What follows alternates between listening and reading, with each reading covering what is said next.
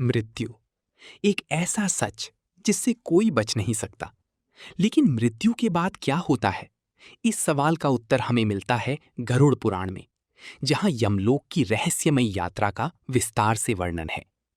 कहानी की शुरुआत होती है उस क्षण से जब किसी मनुष्य की अंतिम सांस रुक जाती है।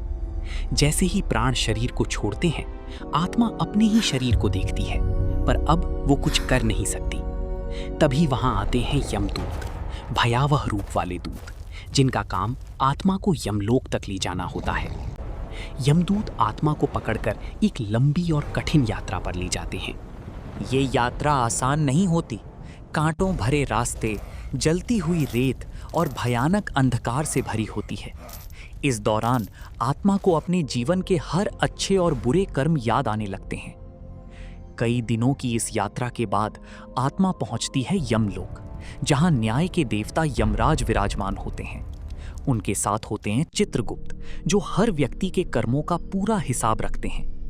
वहां आत्मा के जीवन का पूरा लेखा जोखा खोला जाता है, एक एक कर्म, एक एक सोच तक का हिसाब। अगर व्यक्ति ने अच्छे कर्म किए होते हैं, दान, सेवा, सच्चाई, तो उसे स्वर्ग का मार्ग मिलता है। लेकिन अगर पाप अधिक होते हैं तो उसे नरक की यातनाएं भोगनी पड़ती हैं। गरुड़ पुराण में बताया गया है कि नरक में आत्मा को उसके कर्मों के अनुसार सजा दी जाती है। कहीं उबलते तेल में डाला जाता है तो कहीं बर्फ जैसे ठंडे स्थानों में रखा जाता है।